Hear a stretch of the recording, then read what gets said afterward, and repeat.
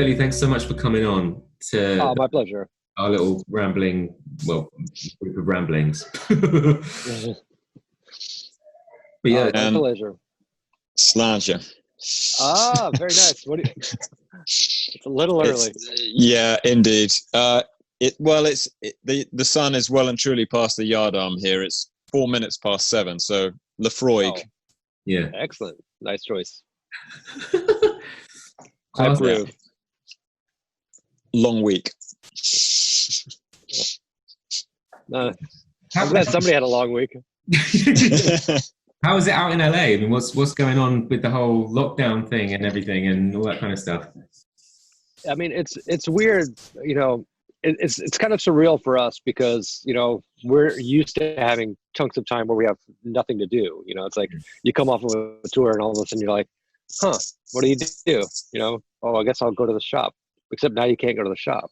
So it's really kind of surreal, you know. But I think everybody here has dealt with it in a surprisingly good way. You know, they've kind of just gotten on with whatever. I think it's going to be bad in about a month or two because they just extended the lockdown through July here. Okay. So I think that's going to kill so many businesses. Like, I think they were like, okay, we can hold out for a couple of months, but now they're like, you know, it's going to be impossible to, like, for restaurants and shops to exist. Because, I mean, do you want to go to a restaurant right now? I mean, I'd like to, but then you stop and think about, like, I don't know if that'd be so safe. Yeah. Yeah. So I feel like the world we're going to see. Go ahead, Steve. What's the status of restaurants and things like that in LA at the moment? Because at the moment, all of our pubs, restaurants, everything is just shut down by the government. But they're funding them. They can apply for funding from the government. Do you have anything like that over there? I'm afraid I've not been following US news. Yeah, I mean, here in LA, luckily in California, it's been, you know, we've got a good government here. So, like, they've been doing what they can to help. And the government's been supplying loans and unemployment for people, but there's a limit to how long it'll go. So, like, some of the restaurants have figured out how to transition into a curbside delivery or, you know, a pickup sort of situation. Sure. And change the menu so that they've been able to keep people employed, still been able to, you know, use the food that gets created here. Because that was another thing that was happening, was like all of a sudden, like, a lot of farmers were, you know, having to destroy their crops, you know, dump milk because they didn't have any way to get it to people, because a huge chunk of what they do is on the commercial side. So it's like, right, you know, it's like, yeah, we have a ton of milk, but we have milk in these 50-gallon jugs, which we can't sell to you know, we don't have a way to decant that into something you could buy for home. You know, it's like it's designed to go to a restaurant, you know? So a lot of companies have figured out how to pivot around that to a certain degree, but there's a lot of restaurants which, you know, like even last week, there were people saying like, yeah, we're not going to reopen. You know, the hole's too big now. You know, it's like, there's no way for us to reopen. You know, we'd have to take out such loans. It's better to just, like, hand the keys back and walk away, you know? So, that's so sad, isn't it? Yeah. And the creative side of things over here, it's like, it's hard because everything's sort of put on pause. Like, where my studio is a complex that does a lot of video editing, you know? So they, like, the whole bottom part of the building is all Netflix related. Like, they're doing a bunch of different Netflix shows. Okay. And they've been shut down since this all started. And they're not coming back until at least end of June, probably not till July. You know, so all these guys are sitting around, like, they have no work, you know, and, you know, nobody, like, no bands want to go in the studio for obvious reasons. Yeah. You know, so, like, all the studios are struggling. All the musicians I know are really struggling. I mean, because, you know, our whole world has been built around touring. You know, ever since Napster came about and CD sales went out the window, you know, the only money that we make now is touring. So when we're in a situation where, you know, we can't tour at least for this year, like, every musician I know is just like, well, what are we going to do? We don't, like, there's no source of income.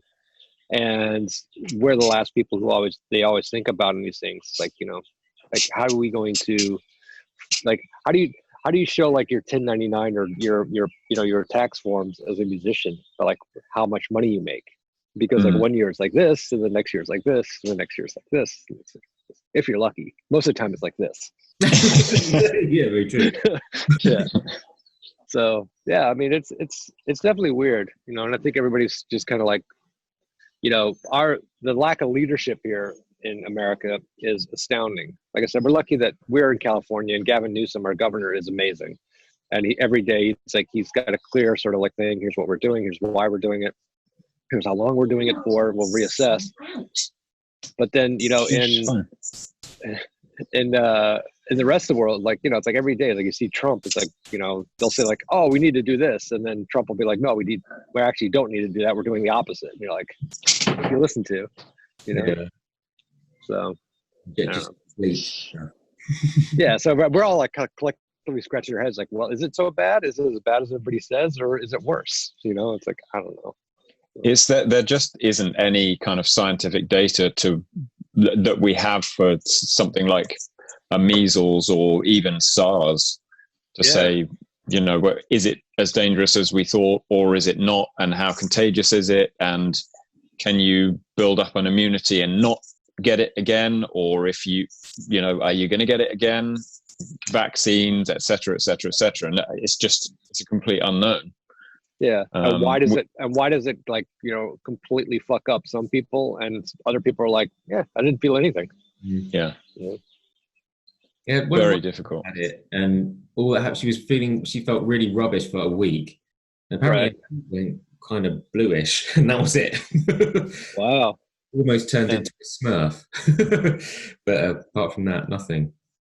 See, that's wild, because like a couple of friends of ours have gotten it. One of them felt like an elephant was sitting on his chest for a day, and that was it. And then the other one was like, has been unbelievably sick for 3 weeks, and just says it's like this roller coaster of unbelievable, like, you know, oh, I'm feeling better. I think I finally beat it. And then the next day it's just like, oh my God, I feel even worse. And then just like feeling super shitty for 3 or 4 days, and then go like, oh, I feel better. And then it's shitty again.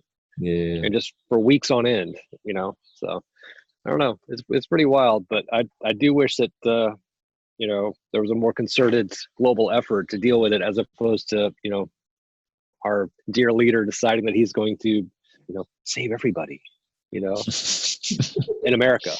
Like him trying to buy like all the vaccines, like, you know, from Germany, like, you know, at the very beginning of this, did you see that story? Like a German pharmaceutical company was like, oh, I think we have a head start on the vaccine.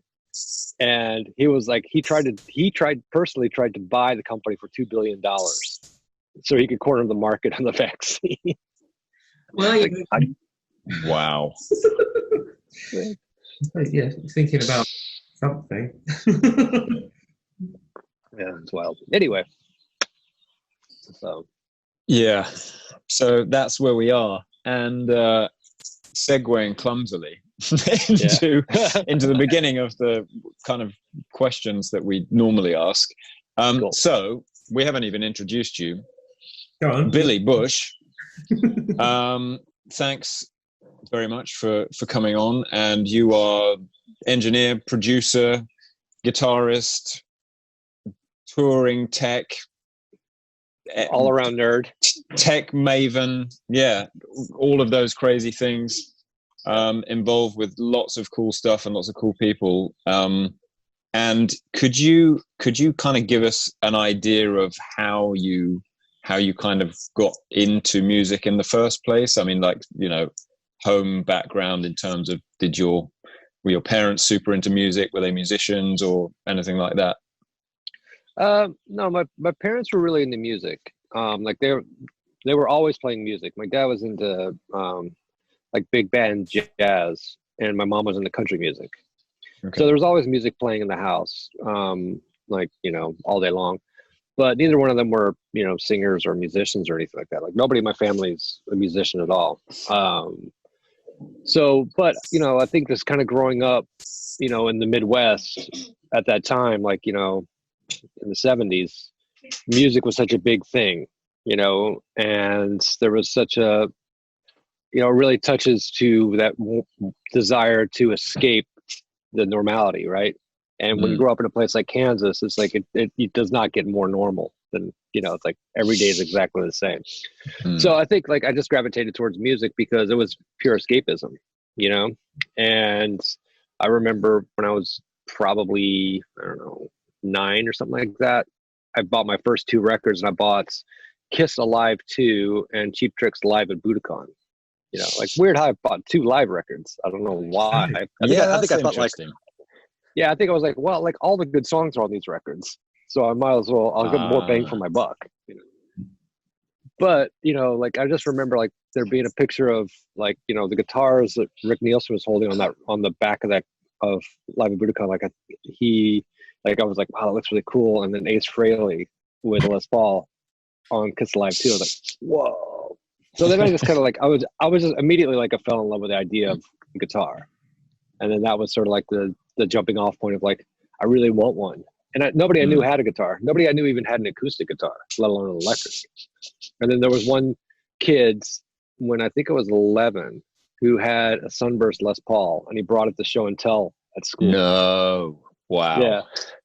To this day, I'm like, okay, so that would have been 79, maybe 78, 79. And I'm like, how did he have a Sunburst Les Paul? Yeah, really. That's what was where is that? Yeah. Yeah. Lucky. Hey. Hey, darling. I love your artwork. It's a bit good, huh? Yeah. But yeah, so like that was it.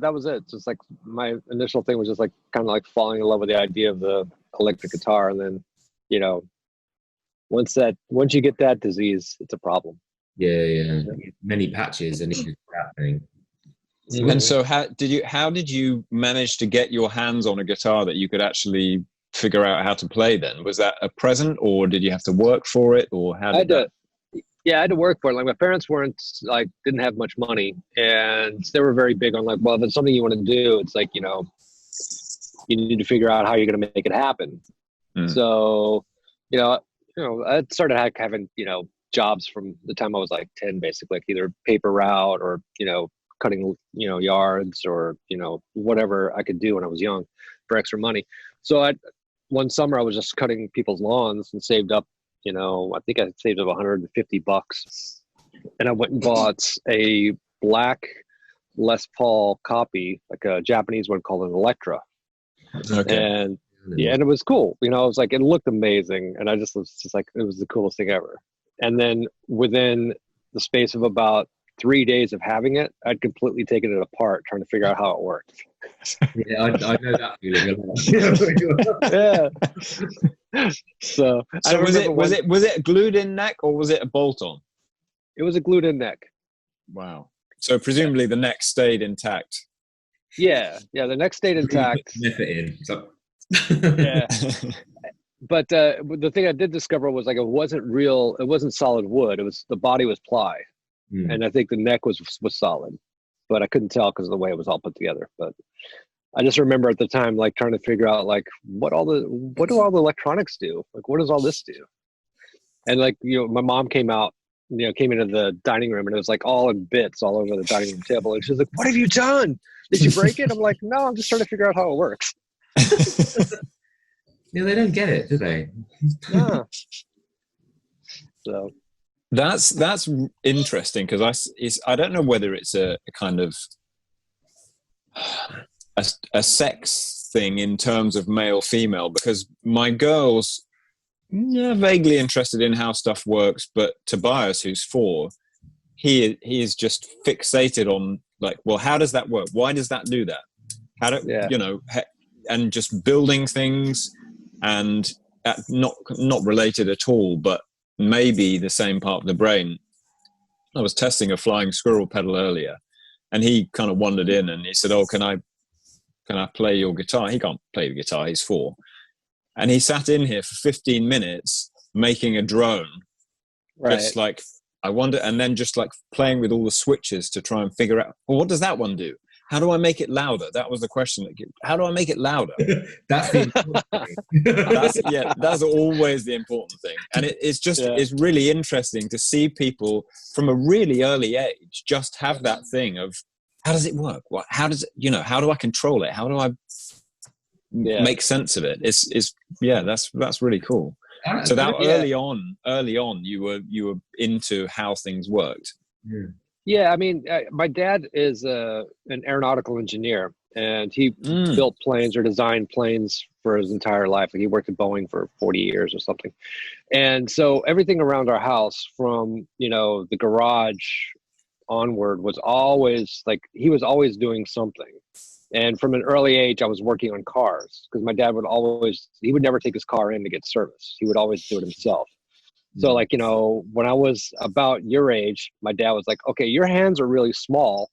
So can you reach down here and, on the carburetor, can you get your hand down in here into the carburetor and make this adjustment for me? And I was like, oh, okay, cool. So, like, I was, he was always really big on, explaining how things worked. It's like, a car's simple. It's three things. It's like, it's gasoline, it's oxygen, it's air, and it's spark. It's like those three things that keeps the car going. And you're like, well, how can it be that simple? And then he breaks it down like, it is that simple. It's like, and you're like, oh, okay, cool, makes sense. So my entire life was always like following in his footsteps as he was figuring things out and trying to figure out. He was always big on trying to figure out how to make something the most efficient. From like, if this is a perfect example, we had a electric lawnmower. We had a big yard at one point. We had an electric lawnmower, and the first day I'd go out to mow the yard, starting wherever the first bit of grass was, and I start mowing. And my dad's sitting there watching me. He lets me finish the entire yard, and it's probably 3/4 of an acre. And then I come in, it's summertime, and it's super hot, and I'm like all sweaty. And he was like, there's an easier way. And I was like, well, are you telling me now? And he was like, yeah. It's like, you have to learn these things. And I was like, well, what's the easier way? And he goes, well, if you start here and you go like this, you're never, ever going to retrace your past. But you started here, and then you went over here, and then you had to come back over here, and then went back over there. So you did twice as much work as if you had done it this way. Yeah. And I was like, oh, yeah, efficiency. So, yeah. But yeah, it was I think my dad definitely had a big part of that sort of like mindset of, because he was always taking things apart and fixing things. Like, he'd fix a toaster, or he'd fix this or whatever. He was big on coming from that era of fixing stuff. So instead of replacing it. So I just kind of picked up on that as part of like what I do. Like, when I got something, I'd always be like, wow, how does this work? Same thing with my very first amp. I got a really cheap amp. I think it was like there was a department store in America at the time called Montgomery Ward, and they would sometimes sell like these knockoff versions of things. Like, I think the Supros and stuff like that used to come out from Montgomery Ward, or to be rebadged as the Montgomery Ward amp. So I'd gotten one from there that was a tube amp. And I was like, that was just also the same thing where I just took it apart and tried to figure out how it worked or why it worked. And my dad, was like, well, look, it's like the TV. Come look at the TV. It's like, how you see me change the tubes on the TV? It's like, it's the same concept, like, oh, okay. So, yeah. But yeah, it all started there. Like, life was simpler back then because you had tubes. Yeah. Amen. And now we have tiny things that you can barely see. Yeah, I know. I haven't cracked the hood of a car to do anything besides change a battery in decades, because it's like you open it and you go like, I can't work on this. I need a computer. Yeah, call somebody. Exactly. Just a USB port. Just plug that in. It'll tell you what. Yeah. I guess if you were minded to, you could probably buy one of these computers that would tell you it would communicate with the engine management system and tell you what the fault codes meant, and you could probably get into it that way. But who wants to do that? Yeah, greasy anymore. hands and spanners and shouting at things and coding cars is just not cool. No, I mean, but that was like, that was the following thing. Like, so at 11, I get the guitar, and then I have an older brother who's 3 years older than me. And by that time, he was 14. And in Kansas, you could get a driver's license at 14. Wow. So my brother had a car. Jeez. And so we had started having all these cars around because my brother would buy these cars really cheap and fix them and then sell them. So when I turned 14, Yeah, at 14. Yeah. So at 13, I get the bright idea of like, oh, you know what? I've got about $350 saved up now from all my odd jobs, and maybe I should buy a car. And I find a wrecked 1969 Ford Mustang. Like it's non-drivable, Wow.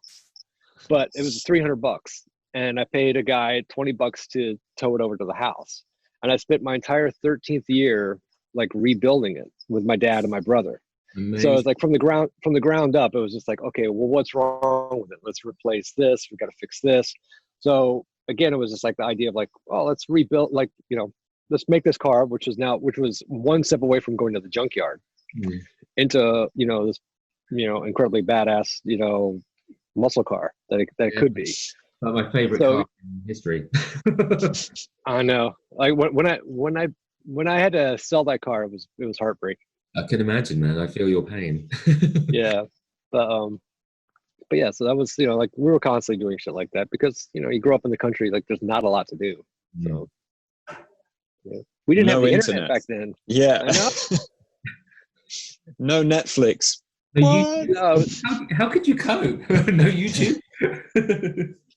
Yeah, that's so weird. With all the kids at home, it's so convenient to have Google and you can just search whatever. There are a million things to tell you the answer to the question you want to ask. But we're old enough to remember when that was not the case, and it's kind of weird to think that they're going to grow up in an era where you can always just ask Google or search YouTube, and there'll be people happy to tell you how to do something or say something. You can like real easy. Yeah. But like, I remember around the same time, I think I ended up having to go to a bookstore and have them order Aspen Pittman's The Tube Amp book. Wow. Because I'd read about it in Guitar Player magazine, So that was the thing, like the conduit of information was simply Guitar Player magazine. Like every month that would come in and you would see ads for stuff, and then like there was an ad for his book, and I was like, oh, this looks interesting. So I ended up like having to order that and wait like 8 weeks or something like that for it to show up, and then that was like my Bible for years. I still have it in the garage actually. But yeah, like my one's in the workshop. Love it. Yeah. So it's like, that was one of those things where nowadays it'd be like all you'd have to do is just go like, oh, schematic for a 63 Fender Bassman. You're like, yeah. So now you've rebuilt your Mustang. Presumably you've been playing a bit of guitar, and how an amp works, you've been hot rodding that. Is there anyone in Kansas who is into making the kind of music that you want to play? I'm guessing that maybe there was some Kiss influence on your early musical output. Yeah, I mean, I was sort of at this point kind of going down more of like a hard rock metal sort of vibe. Okay. And then my best friend in Kansas also played guitar. And so we kept trying to have bands together, but we never found like a drummer, Okay. But he was more into a more early 80s sort of UK influence. So he was, like he was more into like the Smiths and stuff like that, Oh, okay. Yeah. So like I was going for more of a certain sort of guitar sound that was really focused and powerful, and he was going for a lot more sort of, U2-ish kind of thing. Like the Edge was somebody that he was like, oh, that's amazing, so we had completely different sort of styles. And then when I was 17, I graduated high school when I was 17, and immediately after that, he and I and another friend got this great idea to move to Texas, to a place called Denton, Texas, which has got a great music school called University of North Texas. And they were going to go to DeVry Institute of Technology. He was going to study software engineering, and my other friend was going to study hardware engineering. And I ended up going to the University of North Texas to study music theory and composition. But at that point, it was when we actually landed somewhere where there were actually musicians, and there were actually people that you could play in bands, and you could actually find people to play with. So that was the beginning of like ever being in a band of any kind, was when I moved there. And what kind of music were you listening to then? It was, so your friend was UK kind of Smithsy, or I guess vaguely indie type thing, whereas you were more Iron Maiden type thing. Yeah, be more, I was more into the metal side of things and slanting into some of the early industrial front 242 kind of stuff, like the more noise sort of elements of things. And so on one hand, like I was really into specific types of guitar sounds, guitar tones. And on the other hand, I was really into like this, blitzkrieg of, angry sort of noise. And, I think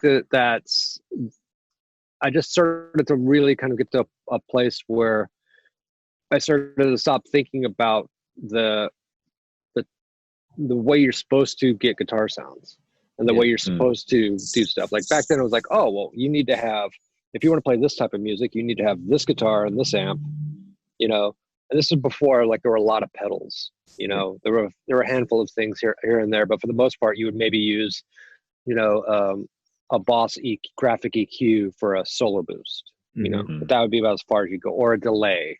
Unless you were one of those guys over in the sort of indie world where you were doing like Cocteau Twins sort of stuff. Yeah. So I kind of got to a point where I was like, instead of trying to follow the rules of how you get the sounds, I was always kind of like going, well, what does the thing do? Like what sounds does the guitar make? What sounds can I get out of it? What sounds can I get out of the amp? And then I started to kind of catalog like, oh, okay, well, this particular amp, even though it's like something as innocuous as a pig nose amp, actually I can get this to sound kind of amazing with this combination of things, and you put the wrong guitar into it and it's like, whatever. Or maybe that's the perfect thing because it sounds kind of like weird and broken.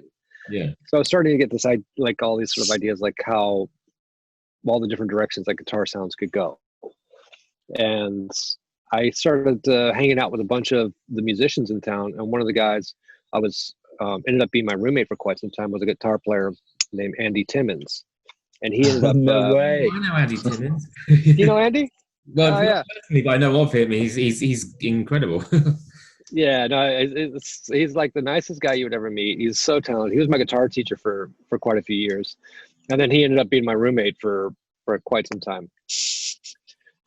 And making a really long story short, my playing career kind of got cut short because I was in a bad car accident. Messed up both my hands, and I couldn't play anymore. But he ended up with playing for a hair metal band in New York called Danger Danger. And he called me and said, "Hey, I need a guitar tech. You've always been fixing my guitars and amps for years. You want to come on the road?" And at that point, I didn't have any prospects because I couldn't play, and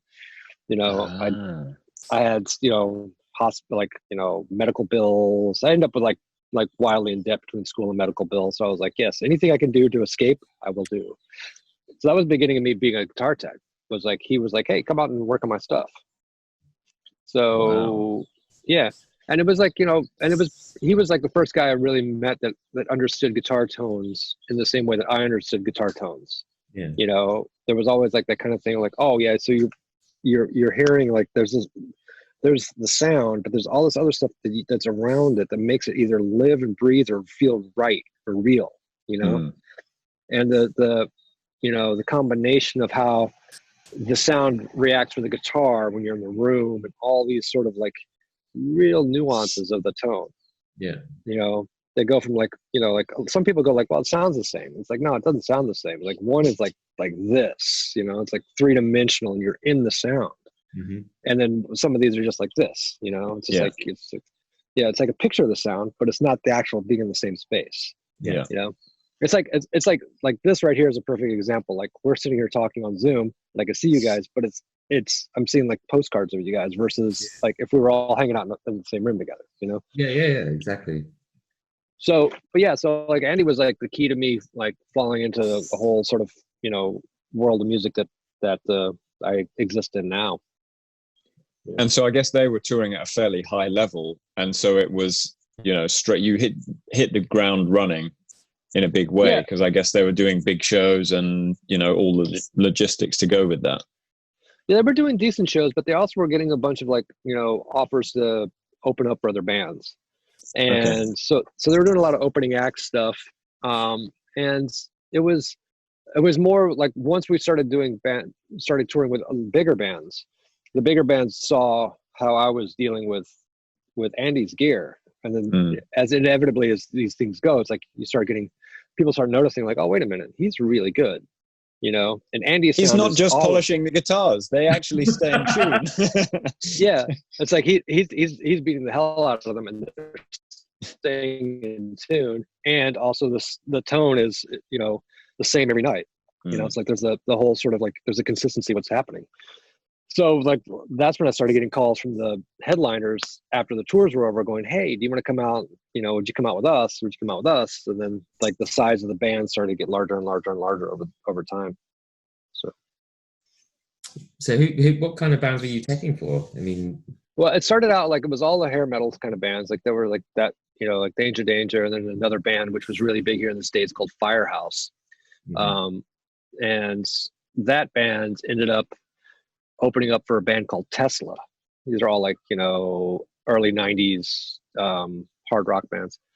And again, like just meeting people through the process, I ended up going from Firehouse into working with really hardcore bands like Suicidal Tendencies, because I started to get a reputation for being able to deal with any of the situations, for understanding whatever complexity that the rigs had. Because this time, like the rigs were starting to be these massive racks, switching systems, Bradshaw systems, and all this stuff, and you know, wireless systems, and you know, remote wahs and all that kind of crazy stuff. So I started getting like calls for doing more hardcore stuff. So I was transitioning out of the hair metal sort of side of things into a more alternative sort of music. And then, you know, it's one of those things where if you fall in line with the right management company, they might have a number of acts. So the guys that managed Tesla ended up managing Suicidal Tendencies. So I started doing Suicidal, and then they also started to manage Hole. So that was sort of like when I transitioned into like working for real alternative music, was because I was dealing with the rather complex, super talented and lovely cat, Rocky George, who now plays in Fishbone. But he had a guitar system, and he was crazy in that he would just break stuff all the time. And I kept his stuff going, you know, for years. And the management company saw that and was like, you need to come work for Eric Erlandson from Hole, because he's struggling every night. His world is crazy. So going from like all these racks of stuff to this whole world of, you know, vintage pedals all screwed out all over the floor that Courtney would come and jump on, you know, or invite the crowd up on stage. So, you know, it's like, I got well known for being able to deal with, you know, difficult situations. And so that was working with Hole was when I started, you know, transitioning into the sort of like more alternative side of things, where, you know, I'm more known for now. One thing I would say from knowing you for as long as I have, and I can't even remember how we got into contact in the first place, but you are one of the most unflappable people I have ever met. Just, I can't imagine a situation where you lose it. I mean, I've been known to lose it occasionally. You know, usually it's when things don't work, you know, because it's like, I'm personally offended when something doesn't work. I understand that. Yeah. So it's like, you know, when there's a failure of some kind, it's like, that's, you know, I've always learned to, like, when you're doing a live show, it's like you have an element of, you have to have backups. You have to have a way, you have to fall back positions, you know? So you can't, you never want to have a show stop because of your gear breaking. Yeah. So when something does break, it does irritate me, because usually that means that I've overlooked something, or I haven't tested something, or I haven't checked something, you know? So, you know, yeah, I mean, I do lose my shit occasionally, but for the most part, it's like, you know, I feel confident when we go out, that it's been everything, the systems have all been designed in a way that there are redundancies, there's fail safes, we know what's going to happen, we know how the systems react to to situations, and we know whether or not you guys still with me? You got lost with Steve. No, I've got you back, I think. Yeah, you're all good. Just went a little bit glitchy for a bit. I think you're. Yeah, it must be time for all the kids here to be going back on Zoom. It's like thumb wars. Oh, is it? We lost him? Possibly. No, come back, Billy. Come on. Come on, I can hear you, but I can't. Oh yeah. See you. Okay. Yeah. Your picture freezes, but I think we can hear you fine. Yeah, we can. No, we can hear you fine, I think. Yeah. So just carry on. It's fine. Okay. All right. Cool. Yeah. No, I just kind of always felt like at that point I was, we by the time we go on tour, it's like I feel like I've tested the system, so I understand where their weaknesses are, where their faults are, where they're going to fail, where they're not going to fail. And therefore, it's like I always feel like I know I can kind of predict when things go awry. Yeah. So it's like and after doing thousands of shows, it's kind of go like, well, there's not really a lot that's gonna flap me. If something does flap me, it's because of a safety issue at the venue, or somebody getting on stage, or like Shirley falling off the stage, like shit like that. When there's a safety issue, that's when I lose my shit. But for the rest of it, it's like I feel like I've got to, we have ways of keeping the ball rolling, keeping the machine going, And with the whole thing, if Courtney's inviting people up on the stage and they're kind of trampling all over everything, presumably you get to know that that's a likely scenario, and therefore you do what you have to do to get through it. And they must accept that at some point, if they've got 10 people on the stage trampling all over the guitar world, that something is not going to sound perfect for a couple of minutes while you sort it out. And at that point, the expectation is not that it's all going to run perfectly in spite of a herd of buffalo trampling all over the stage. So it's you kind of know where you are in that situation, as opposed to something, a piece of gear that you're relying on just going completely bandy, and you like left swinging in the breeze. Well, yeah, there is an element of like, if you decide that you're going to throw yourself into the drum kit and throw the drums all over the stage, there's an obvious sort of element of like, it's going to take us a second to put the drums back up, I would have done yesterday. But if you trip over Eric's pedal board and knock something loose, and it takes me a second to figure out which one of the 35 pedals is broken or isn't working and patch around it, then there's no patience for that. He's not patient about it, and she's not patient about it, because it's just like, why am I standing here? It's like, but you tripped over the pedal board. Well, the pedal board shouldn't have been there. So, and that mindset was like, I took what I learned from doing all these racks, and after the first couple of shows with Hole and seeing how this was going out, I was like, okay, look, Eric, here's how we need to do this. First off, you've got an incredible collection of vintage pedals here, of which there's only one of. Like this Super Fuzz that you have, I'm not going to find one of these in Orlando, Florida, if it gets stolen. Mm-hmm. So to keep things from getting stolen when the fans come up on stage and they grab stuff because they think it's a souvenir, why don't I put all these in a rack? And then we'll do a switching system. And we'll have redundant switching systems, so if somebody breaks the switcher or she trips over it and knocks it into the pit, I've got one and I can do your switches for you. So like, it was this idea of like, well, I'd come from this big world of like, doing guitar switches and guitar players throwing guitars over, that I have to catch and all this other crazy stuff, to like, oh, well, I can actually make this a more robust system for us. And that was kind of like, that engineering sort of mindset coming in, where it's like, oh, okay, let me just make this better and make this a little bit more of a system where it's like, you don't have to sweat about it. It's gonna be stable. You can do whatever you want to on stage. If you knock over the amps, it'll take me a second to put them back up. But even those are robust. We're taking the heads and we're putting them on the ground so the cabinets can go flying. But it's like, And then you get to the point where if Courtney decides to throw the guitar in the crowd, you know, you just kind of cut the guitar cable and go like, enjoy the guitar. See ya. We have a winner. So that is nuts. I can't even imagine what it must have been like touring. Yeah, with, I mean that was Hole. like that whole thing was kind of insane, because like me and her guitar tech Chad Zamish, who now is James Hetfield's guitar tech, we had she had this one guitar called the Mercury, which was handmade for her by some guy, some luthier in Athens, Georgia, and Kurt had bought it for her and given it to her. And this was all after Kurt had died. So she had this one guitar and she kept throwing it into the crowd, and Chad would have to go out into the crowd and get it. And we were always really concerned that it was going to get broken. Like, we're like, you know, she's out of her mind. She doesn't understand like the value of this thing. And we were like, we need to get a replacement. So we ended up getting Alex Perez at the Fender Custom Shop to take the guitar and basically duplicate it in a Fender style, because it was a set neck, but he was like, I'll do it bolt-on, so that way if something happens we can replace the neck and all this other stuff.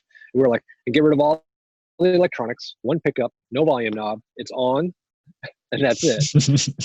Simples. And so he made the Venus, and which is a really cool guitar to match it. And so we swapped out the Mercury for the Fender version of it, and that way it's like, you know, she could still throw it around. We had 4 of them, so she could throw it around. If one got broken, we had time to fix it in between shows. But then we had the bright idea of like, hey, you guys are doing these Japanese jazz masters, right? And Fender was like, yeah.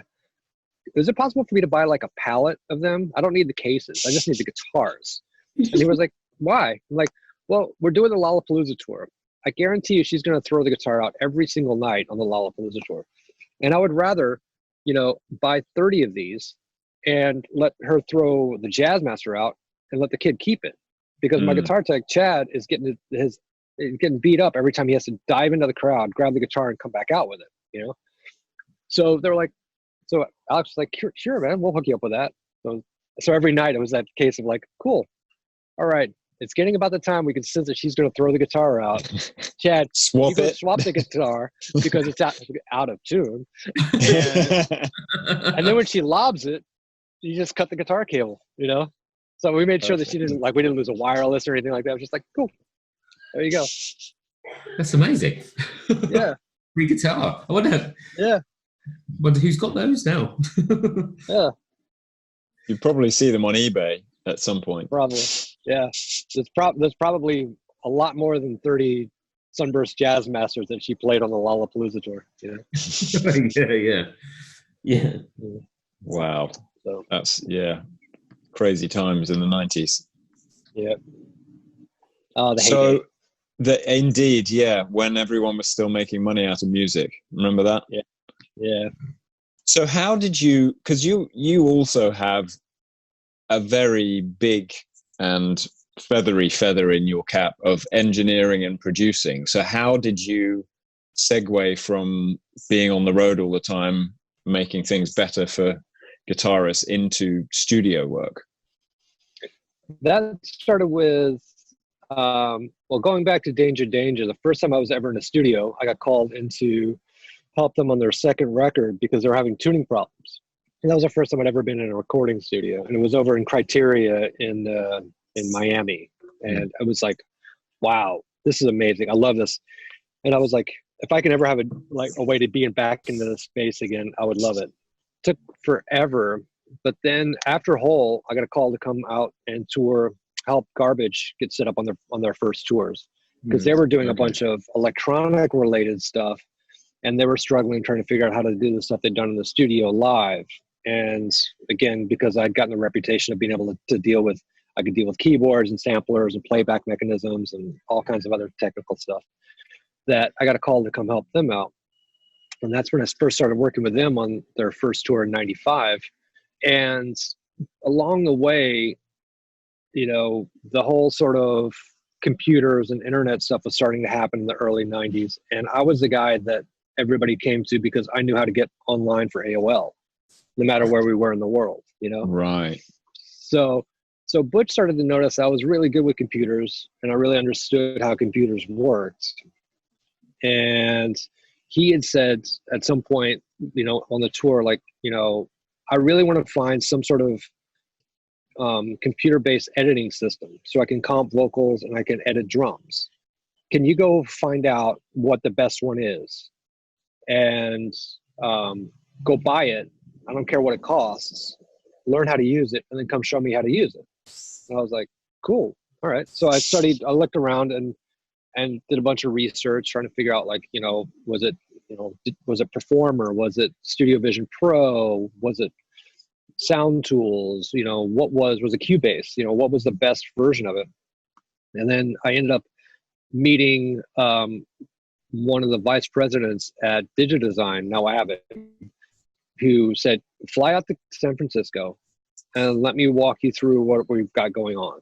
And so I flew out to San Francisco, spent a weekend with him, hanging out, and he showed me like the newest version of Pro Tools, like version 4.3, like it just transitioned from Sound Tools into Pro Tools. And he was like, here's what you can do with it. And I was like, okay, I know that this is going to work with the way Butch's mind works.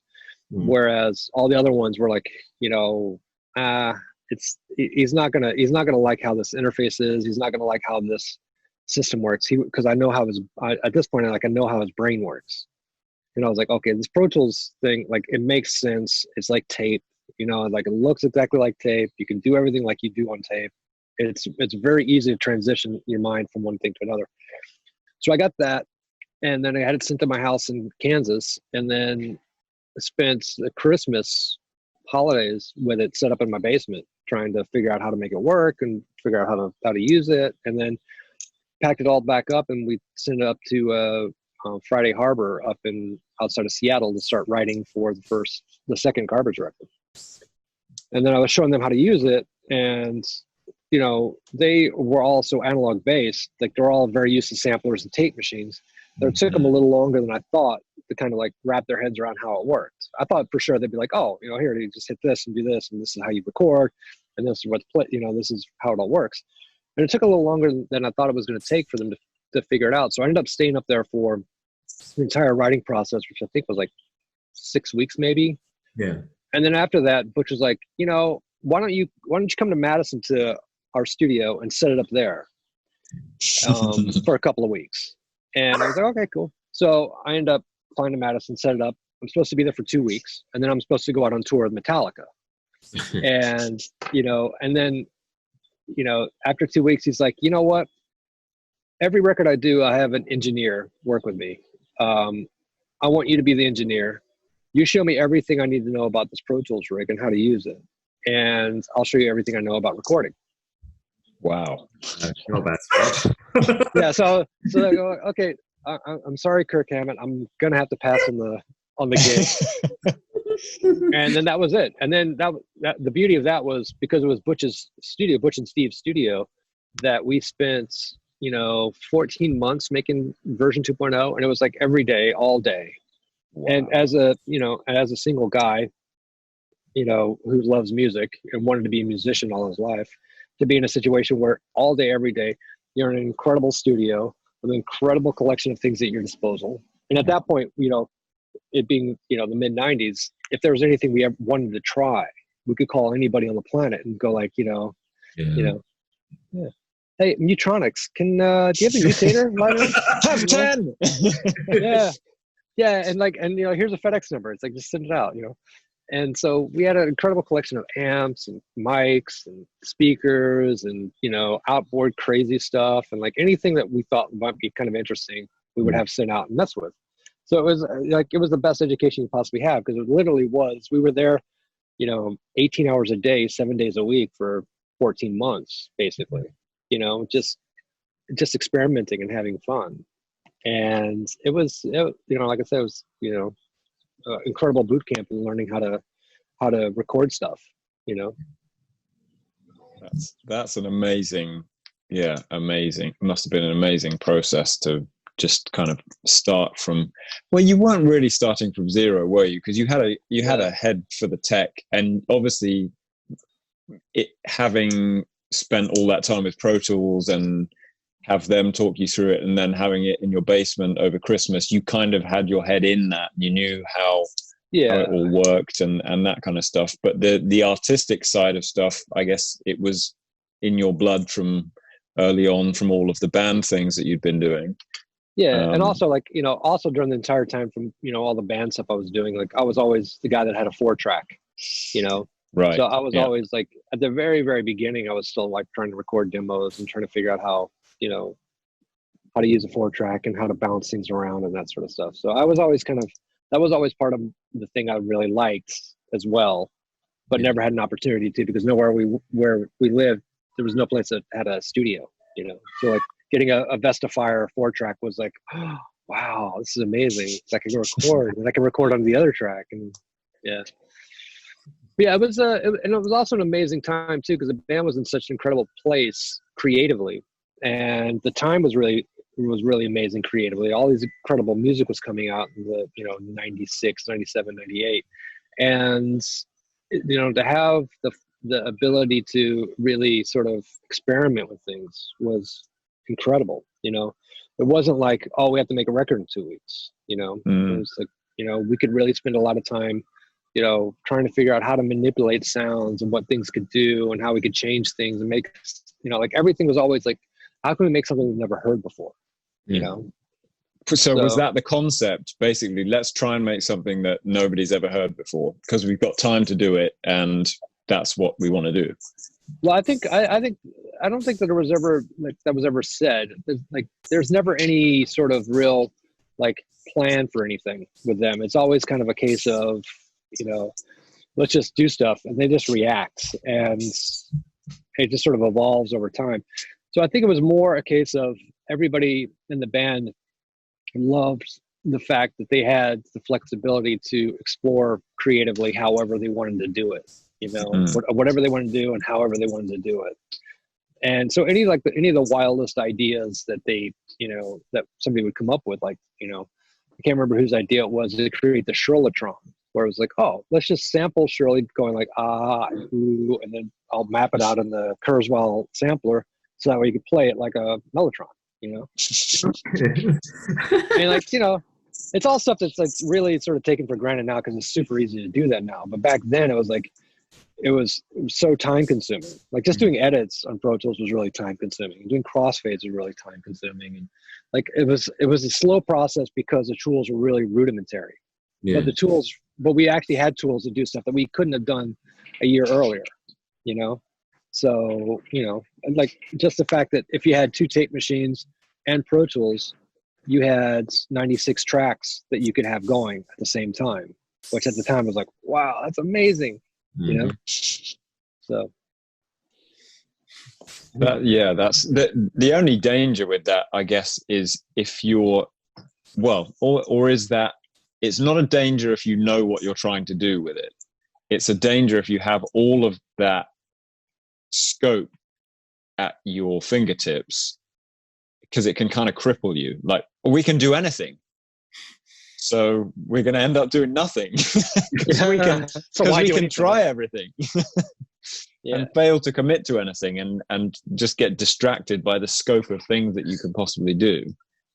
But I guess there was enough of a kind of internal drive in all of the band members to say, well, you know, I kind of know what's good and what's bad, and what I want to hear and what I don't want to hear, and I know, you know, what avenues we can explore to try and push on those buttons a little bit. Whereas a guy who buys Logic now and can have like 200 tracks and all the plug-in instruments, samplers, etc., it must be really daunting. Yeah, I mean, I think that, you know, there, even though it seemed like we had an unlimited toolkit at the time, there were still limitations. And also the mindset was, because everybody had come, the entire band had come from making analog recordings, was there's a certain fragility to the recordings, right? So it's like, oh, that was a great take. Okay, well, if you want to try to beat it, we have to go over another take.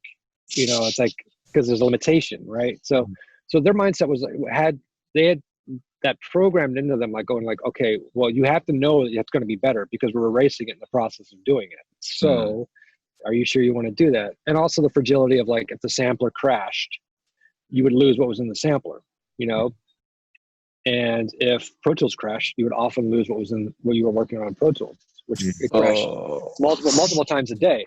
So there was always a case of like, when you found that moment of like, ooh, that's cool, you would commit. You'd be like, okay, cool. Let's just keep that because we know it's cool. We all went, oh, that's cool. So let's just stop here and we'll move on to the next thing that we're going to work on. Because if we mess with this, there's a high probability that we're going to lose it in some way, you know? And then we'll spend months and months and months trying to recreate it. But there was an element of, because it all come from analog, that there was a preciousness to like, oh, it's good, you know? And then we would try to manipulate it after the fact or make it better in some way. But for the most part, it was like, you know, the infinite sort of possibilities didn't exist back then, which I think really helped. Not like you say now, it's like on Logic, it's like infinite undos, you know, multiple takes, multiple everything. And you're like, you do kind of get easily distracted and like, why bother making it good? Because I can just fix it later. Yeah. Which I think really creates terrible music at the end of the day, because there's no vibrancy. You know? No. Yeah. And that's a definite. I think everyone should be forced to make some tunes on a 4-track, like cassette 4-track, before they get Logic. Just like make a decision. Know when a performance is good, and then you can have the luxury of having all of these, you know, like you say, 100 tracks and infinite undo, because you have the kind of mental capacity to say, okay, well, actually, that's good. We're going to keep that, and I'm not going to keep on doing it for the next 3 hours. And never throw any of the takes away, because I might want them. You know, maybe I could comp my 4-bar guitar solo out of these 80 takes. Oh man, I do that all the time. That's the only way I can do a guitar solo. Yeah, I mean, not to say that we didn't do that, because we absolutely, you know, pushed the limits on what you could do in the editing world in that situation. But it was more out of a creative desire as opposed to a laziness. You know. And that was the thing, like, you know, Butch was always force people to play stuff over and over and over and over until it got to the point of being, you know, good. And then we would go in and go like, okay, if this one little thing needs to get tweaked, we'll tweak it. But it wasn't like, oh, okay, cool. You know, here's a really bad take. Here's a really bad take. Here's 25 really bad takes. Now we can like fix every element of it, you know? Yeah. So you have to get the human element as close as you can get it, I think, to begin with.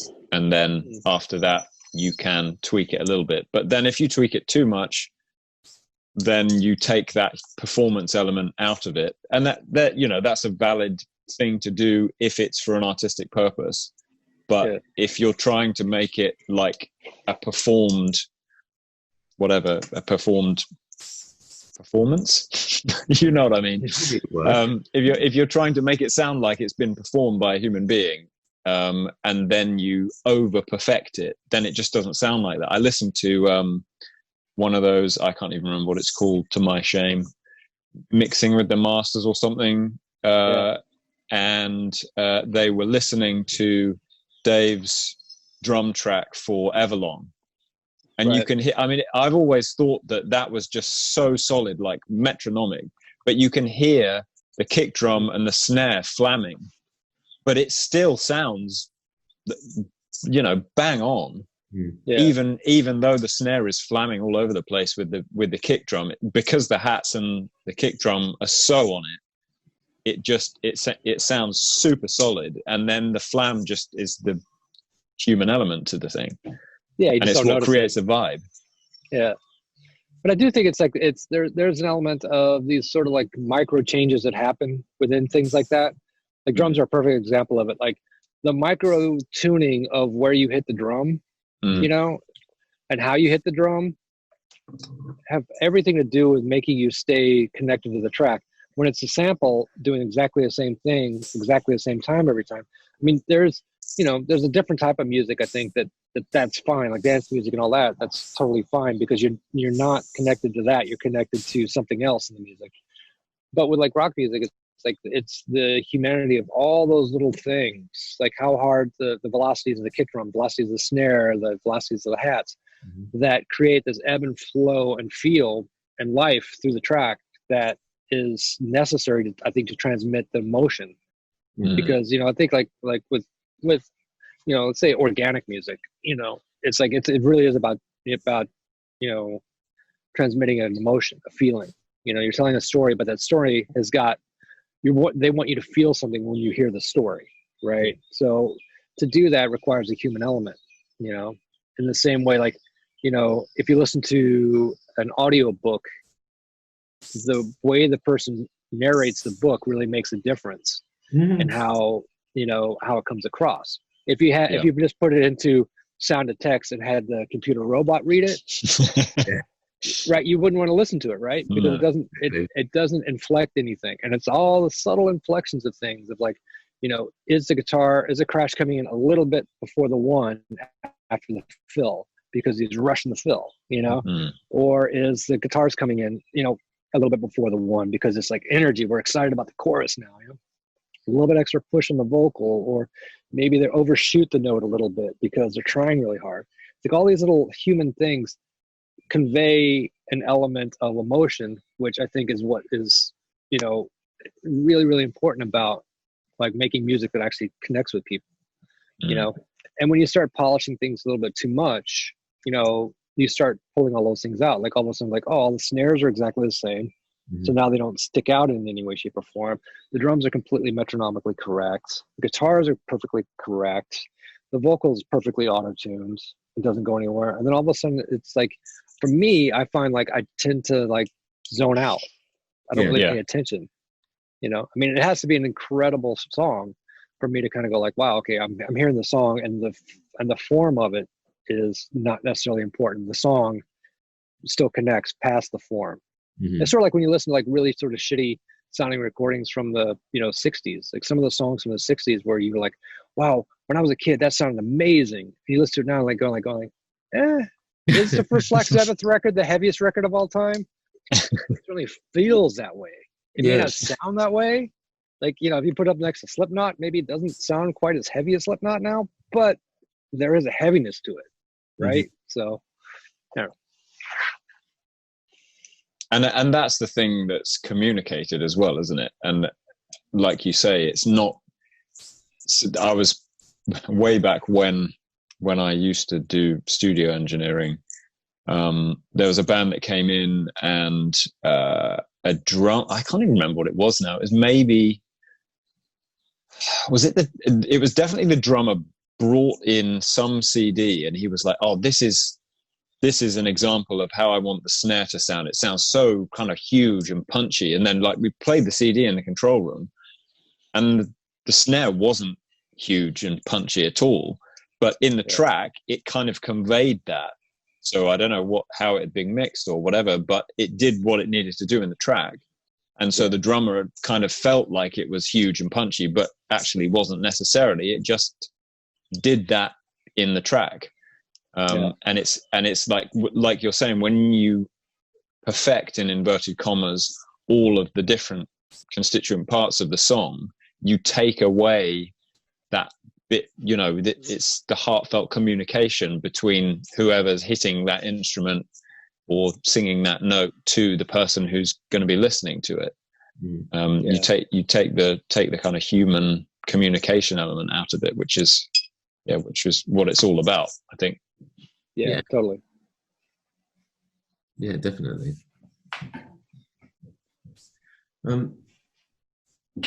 So, I mean, obviously we're all in lockdown now. Have you got anything planned for the future? What's going? Yeah, everything is kind of like on a holding pattern right now. It's like I've got a couple of things coming up that I'm hoping to get done, but, you know, again, until we're at a place where musicians can feel comfortable flying somewhere and coming to a studio to hang out in a communal atmosphere, it's kind of hard. We're still finishing up a new Garbage record, which we're supposed to get done soon, but that's super close, isn't it? Yeah, it's really close, but, you know, we're going to take a couple of weeks off before all this happens, and then we've got a little bit of work to do. But it's, again, we have two guys. One guy's in Wisconsin, one guy's in Colorado, and everybody's just trying to do the right thing right now. So it's like, well, we'll get to it and get it done probably either this month or next month.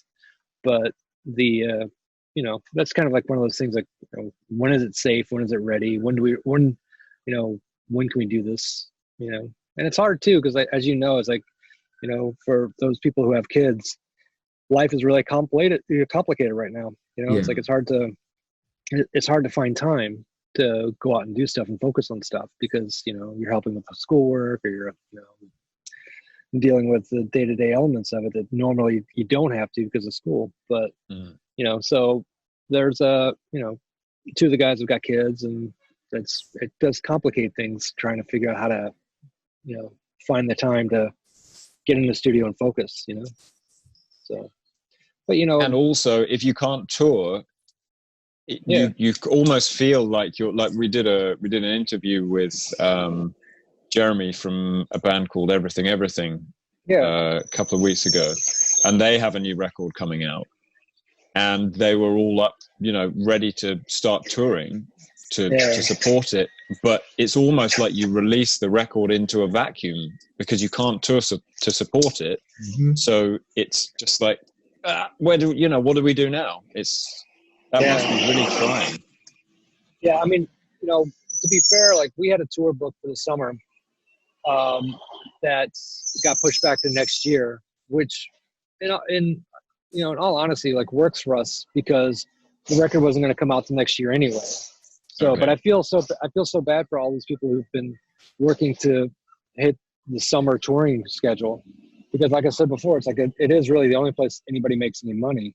And now next year you're going to have, if we still can have shows, like, that's a big if anyway, next year.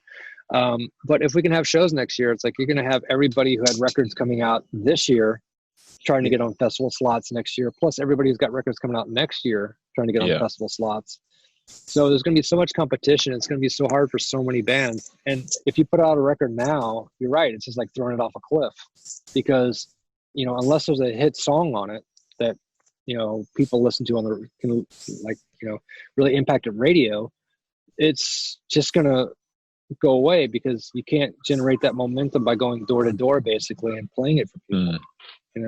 So I feel so bad for people that are in that situation right now. It's like, it's really, really tough for musicians out there. And I think a lot of bands won't survive this, because it makes it a lot less compelling when you go like, well, maybe I should just go get a regular job. It's like, this has been great, but what if you have kids? What if you have a mortgage? It's like, people got to live. So it's tough.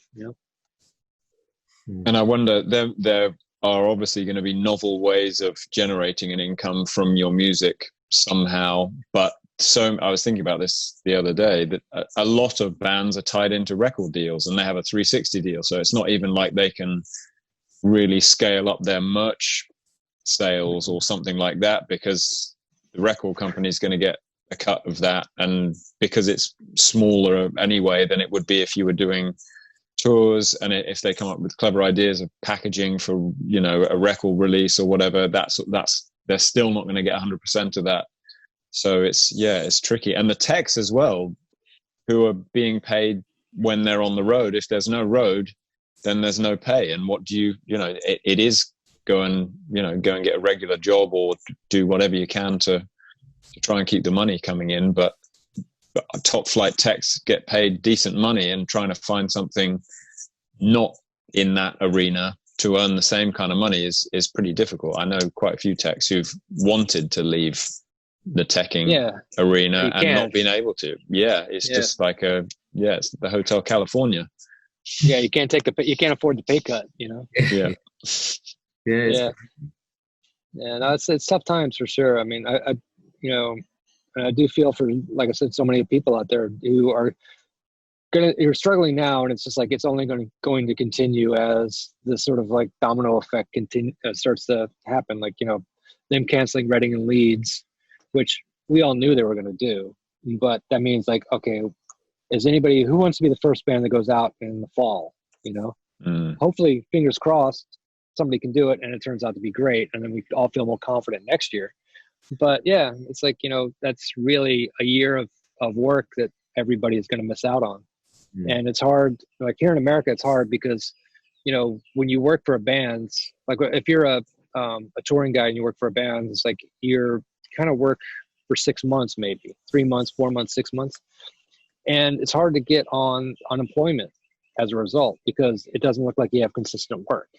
You know, even though you do have consistent work, they're like, yeah, but you jump from, you know, employer to employer every 3 months. Yeah. And, yeah.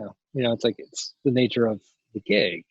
So it gets really hard. Like the unemployment here is really difficult to get part of, you know, health insurance is really difficult to deal with. Like, it's just bad all around. So, I mean, I wish there was a better solution or a solution, but I don't foresee there being any real way to, you know, monetize the musical art that people can create. You know, it's like already it's like they figured out every possible way of, you know, making sure musicians don't get paid. So, you know, I mean, it's like you see all the streaming numbers go up and it's great for Spotify, but it's not, you know, it doesn't flow down to the musicians in any way.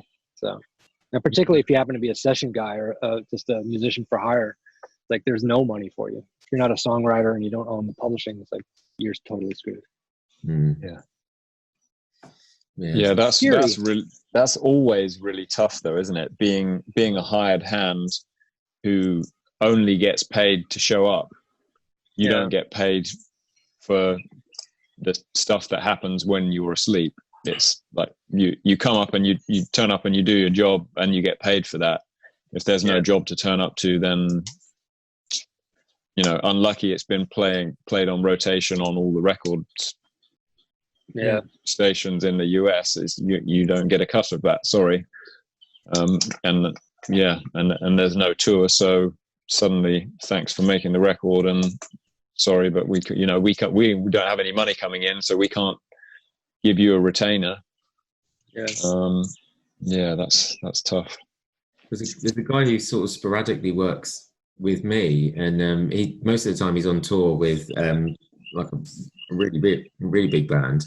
But a couple of Christmases ago, they like just stopped everything. The band took a break and stuff, and he had to work as a postman because he literally, you know, he'd be on the road for like 8 years solidly, and then, you know, had nothing coming in, you know, so, you know, delivering mail, getting up at 4 a.m. and doing that. I mean, it's complete reversal, but there is no security in that. It is sad. Yeah. It's tough times, man. Yeah. We just got to keep going now. Keep doing what we're doing, as long as we can keep doing it. Yeah. Roll with many punches.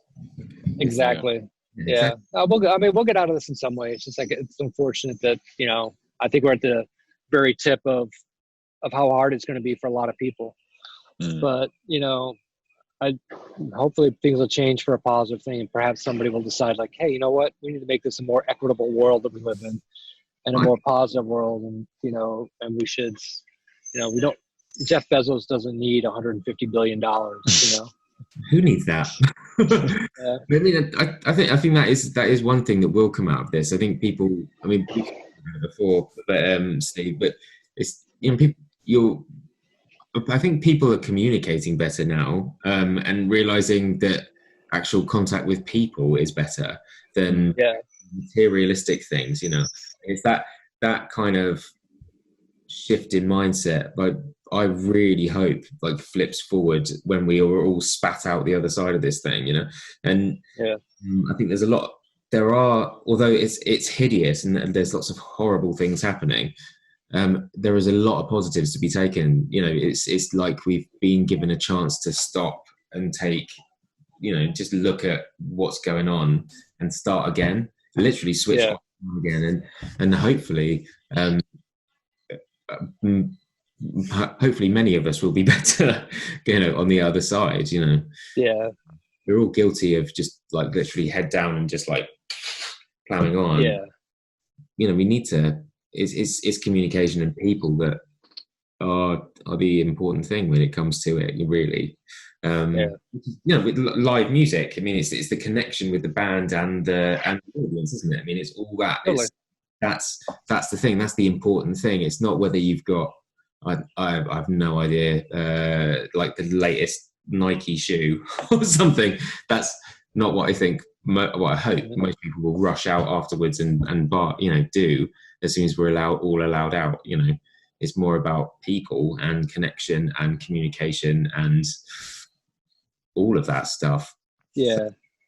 Fingers toes. I agree. It's like, I think the idea of like, you know, the world is a community versus like, you know, this sort of like tribal mentality that people have right now. It's like, you know, it's like, this is a perfect example of like, you know what, no matter where you are, who you are, it's like, you can't escape this. You know, we're all one. And the more we realize that, the more we can do about making the world a greener and better place, and, you know, better for everybody versus just better for me, you know? Yeah. So.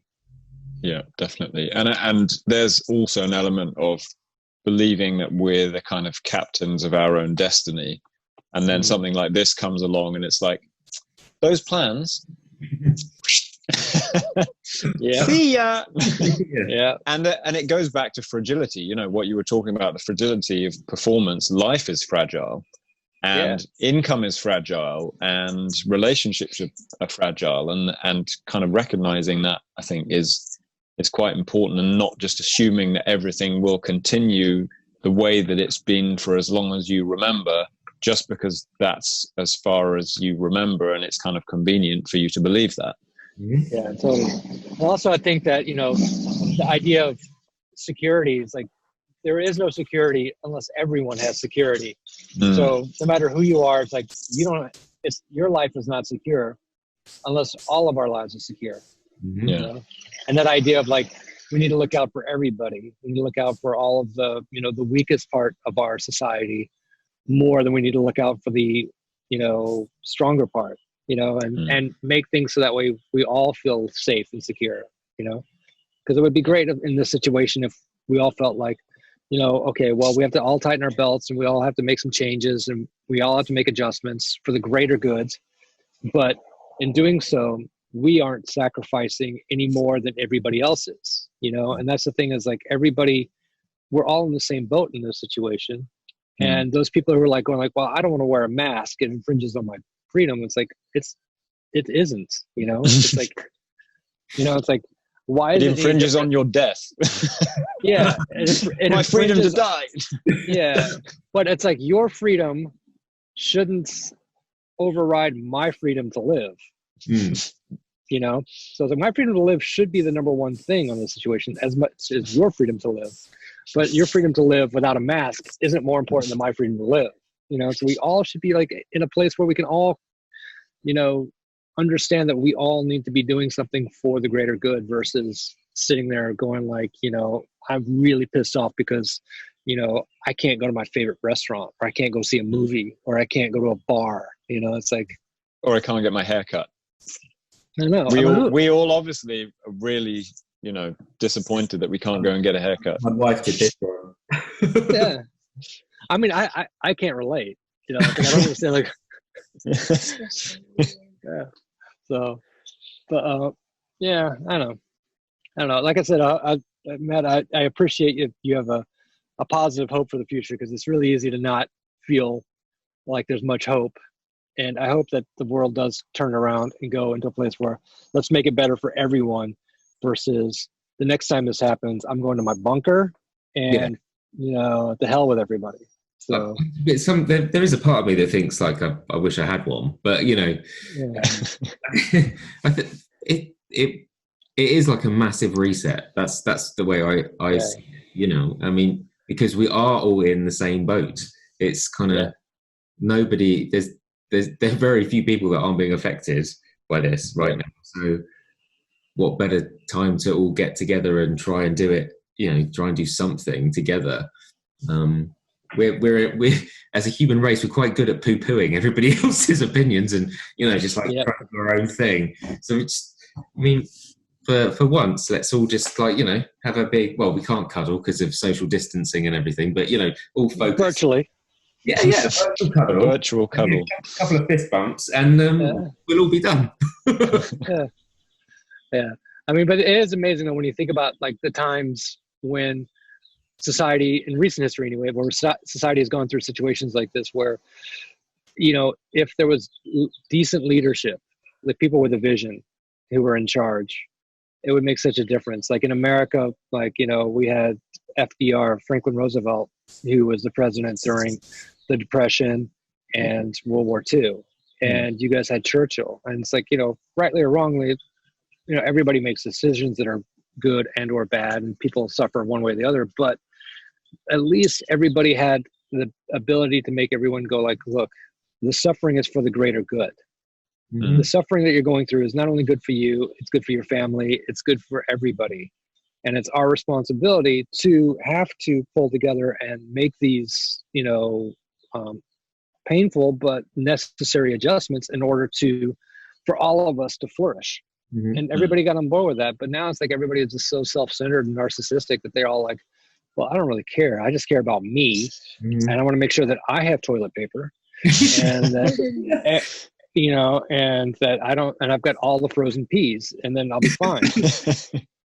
But yeah, so it's like, it's like not really, nobody's like sitting there going like, yes, we need like, in World War II, it's like, we need to, I don't know, the parachuters need all our nylon or whatever, it's like, it is bringing everybody back together. I mean, I joke about it, but I kind of am a little bit serious. We need some sort of friendly dictatorship. Do you know what I mean? It's just like just for a little brief period where people just go, no, because that's ridiculous. We're doing this. And shut up. That's just my opinion. Other opinions are available, and but it's kind of very weird times. Hopefully we all get spat out the other side in a better position. Yeah. Well, fingers crossed. But, yeah. So I'm gonna have to wrap up here momentarily, guys. So is there anything else you wanted to cover, or? No, in all fairness, on that bombshell, we're kind of coming up to the limit of our video time anyway, so it's kind of perfect. But Billy, I mean, thanks so much for coming on and sharing your stuff. It's been really, really cool. Oh, my pleasure. It's nice seeing you guys. Nice seeing you, Steve. I haven't seen you for forever, man. I know. It was last time I saw you was with Lex at that Kew Garden show. Oh yeah. When was that? Was that June, July? I think it might have been July. Yeah. July. Okay. Yeah. So it's been a while anyway. Yeah. Well, between us, we're hopefully going to be out there, if we can actually do any shows, in April of next year. Oh, wicked. Okay. Yeah. So doing some shows. So I'll keep you posted. Great. Yeah, please do. Yeah, because we need a proper whiskey tasting ceremony. Oh, we do. We do. Yes, absolutely, we do. Whiskey. Yeah, it's ridiculous, isn't it? Friday night. Exactly. All right, guys. Well, it was great to see you guys. Great chatting. Stay safe. Stay healthy. Yeah, you too. Love to you and Shirley, and we will speak soon, hopefully. Yep. Take care, guys. All right. Take it easy. Bye. See ya.